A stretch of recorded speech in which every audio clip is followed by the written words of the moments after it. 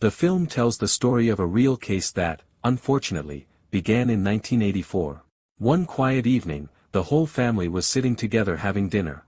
During dinner, the young girl, Sarah, said, "I'm going to a party." Her father became angry and said, "Where do you think you're going? Sit down. You are not leaving this house." Sarah replied, "I want to go to the party. I already asked Mom, and she said I could go." The father looked at the mother, grew even angrier, and said, "I said no parties and no going out. Go to your room and don't come out." Upset by her father's words, Sarah went to her room. When the time for the party came, Sarah found her boyfriend, Chris, waiting for her outside the house on his motorcycle. She climbed out of the window, met him, and they went to the party together. Later, Sarah's mother, feeling sorry for her daughter after the argument, opened her room only to find the bed empty and the window open. Unfortunately for Sarah, the moment her mother discovered this, her father realized that Sarah had escaped. Sarah was about to experience a night unlike any other. But she ignored all the danger because she wanted to be with Chris. She spent a beautiful night with him, dancing and listening to songs he had written especially for her. Sarah was incredibly happy that night. But would she return home early before things became worse? Of course not. She came back the next morning and found her father standing at the door waiting for her. A huge argument broke out between them. Sarah shouted, "As soon as I turn 18, I'm leaving this house forever." Her father replied, "As long as you live under my roof, my word is law." She stormed upstairs to her room. Later, Sarah sat with her older sister, telling her how wonderful the night with Chris had been and how deeply she loved him. While they were talking, their mother entered the room and said, "Your father decided to punish you for only 1 week." Sarah answered, "It doesn't matter. Once I turn 18, I'm leaving anyway." Her mother asked, "And where will you go?" Sarah replied, "I want to travel the world, see new places, and work a job that fulfills my dreams and ambitions." As Sarah explained her plans, her father stood outside the room listening. He became furious, especially after realizing that Sarah's mother secretly agreed with her. This was the beginning of a father unlike any in history. Enraged, he went downstairs to the basement and remembered a hidden room behind his bookshelf. He opened it and began thinking about what he would do to his daughter. 3 months later, Sarah graduated from school, and her 18th birthday was approaching, the day she planned to leave home and chase her dreams. But she had no idea that her life was about to change completely, not for the better, but for hell itself. Her father had his own horrifying plan. One day, Sarah's mother left the house to buy groceries. After she left, Sarah's father asked her to help him carry a box into the basement. Trusting him, Sarah followed him down into the hidden room behind the bookshelf. She asked, "What is this place?" He answered, "This room is made of concrete. The previous owner built it as protection from wartime bombs." After placing the box inside, he asked her, "What do you think of the room?" Sarah replied, "It's disgusting. It looks exactly like a prison." As he spoke to her, he slowly backed out of the room step by step until he suddenly slammed the door shut and locked it with a password. That night, Sarah's mother became extremely worried because her daughter had disappeared. She called all of Sarah's friends, but nobody knew anything. She told her husband she was going to call the police. Sitting calmly and reading a book, he replied, "She probably ran away and will come back tomorrow like always." The next day, Sarah remained trapped in the basement, desperately trying to open the door by guessing the password. After too many failed attempts, the electricity and ventilation system shut down.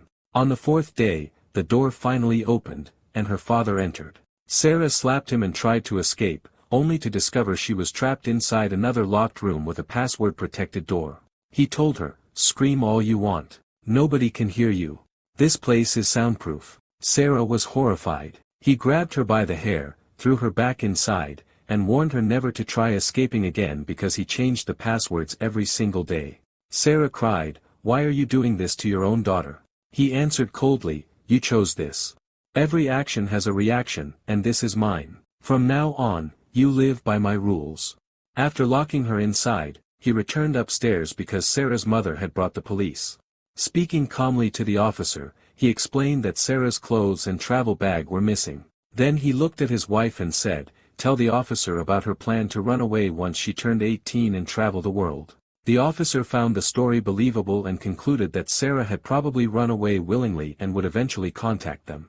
The next day, Sarah's boyfriend Chris came to the house carrying flowers for her. Her father greeted him and asked, "Don't you know what happened?" Chris replied, "No." The father then lied and said, "Haven't you heard about Steve? Sarah's old friend? She always said she would run away with him one day." Chris was shocked and unable to believe it.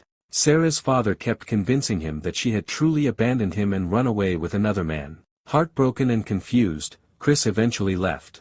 On the 21st day, Sarah's father went down to the basement carrying a birthday cake for her 18th birthday.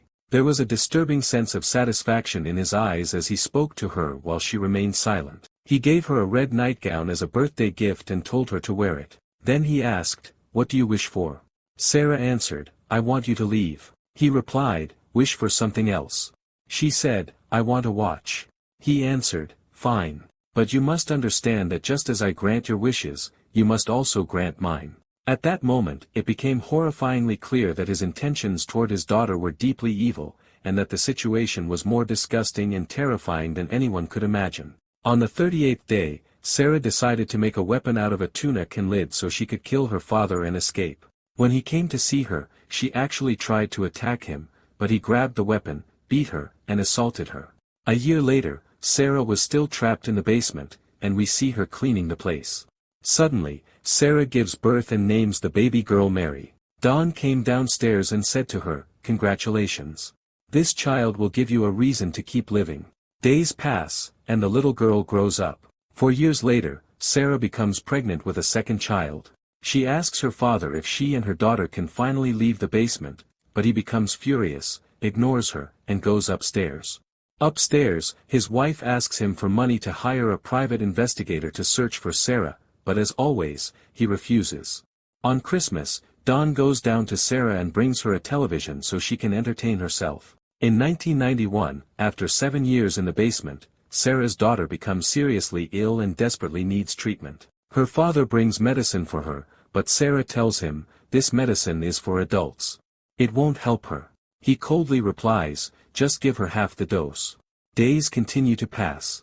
Meanwhile, Sarah's boyfriend Chris meets her sister Amy and asks about Sarah, saying, "How is she doing with her boyfriend?"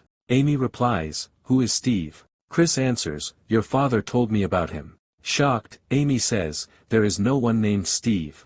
I'm starting to think my father did something to Sarah." Amy confronts her father and asks, "Why did you lie to Chris?" He replies angrily, "What's wrong with lying to someone who wanted to play with my daughter and deceive her?" Then Amy argues with her mother and demands money to hire an investigator for Sarah, but her father refuses again. During the argument, Amy secretly finds the basement key and goes downstairs to see what is hidden there. But she finds nothing. Dawn follows her, screams at her, and forces her back upstairs. At the same time, Sarah gives birth to her third child. She begs her father to take the baby upstairs and keep him there. He responds coldly, "What kind of mother abandons her own child like this?" Sarah cries and says, "There's only room for 2 children here, and I don't have the strength to care for another one." The next day, Sarah's mother opens the front door and finds the baby lying outside with a letter written by Dawn pretending to be from Sarah. The letter says that the baby is her son, that she is struggling financially, and that her mother should take care of him. Sarah's mother reads the note and breaks down in tears. In reality, Sarah had secretly written another note begging her mother for help and revealing that she was trapped in the basement. But unfortunately, the note fell into Dawn's hands. Furious, he goes downstairs to confront Sarah and violently argues with her. In 2001, during a day of heavy rain, part of the basement ceiling begins to crack. Sarah climbs up to inspect it, grabs a spoon, and starts digging until she finally sees a drainage opening connected to the street above. She reaches her hand through and turns a flashlight toward the street, hoping someone will notice her. A passerby actually sees the light and knocks on the front door. Dawn opens it, and the man explains what he saw. Dawn calmly says, "I'll check what's going on." He then goes downstairs and brutally beats Sarah, even though she is pregnant, until she bleeds heavily and loses the baby. Later, Dawn returns and finds Sarah has placed the dead baby on the table for him. He silently takes the child and buries it in the garden. In 2002, Sarah has now spent 18 years in the basement. One day, Dawn visits her while she is completely exhausted. He tells her to smile and warns her that if she upsets him, he will stop bringing them food and let them starve. The children finally rebel and tell Dawn they want to go upstairs. He replies, "If your mother behaves properly, you will all go upstairs one day." Then he leaves. The children begin blaming Sarah for everything that happened. Unable to bear the accusations, Sarah breaks down crying on the floor. After calming down, she finally tells them the truth. Don is not her husband, he is her father, which means he is also their grandfather and father at the same time. She explains that he imprisoned her because she did things he disapproved of. The children are horrified by the truth. In the 19th year, Don begins reducing their food supply. Sarah argues with him about it, and her son defends his mother and fights back against Don. Furious, Don cuts off their electricity and leaves them in darkness.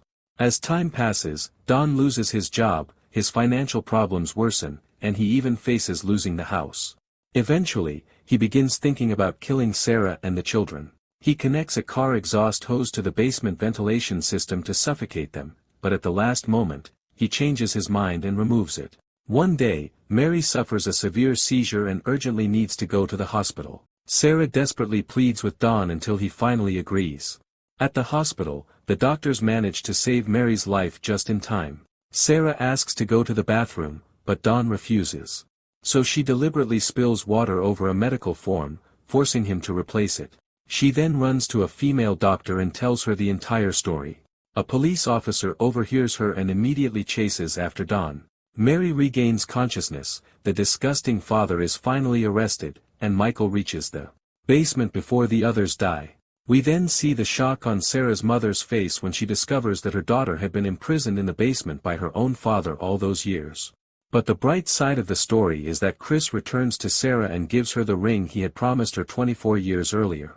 In the end, in 2008, we discover that this story truly happened in real life, revealing the story of one of the most monstrous fathers in human history. And that is the end of today's film. If you enjoyed the movie, don't forget to like the video, subscribe to the channel, and activate the notification bell so you never miss any new content we upload.